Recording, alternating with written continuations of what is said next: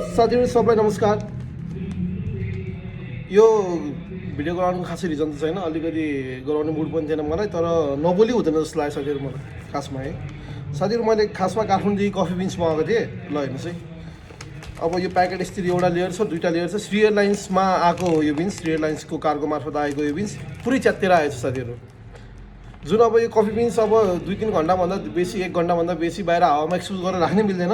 त्यो ओभरनाइट अब श्री एयरलाइन्सको कार्गोमा बसेर, काठमाडौँ कार्गोमा बसेर सुर्केर आछ र सुर्केर आउने बेला बिन्स यसरी च्यात्तेर आछ साथीहरु है। यसरी च्यात्तेर आछ।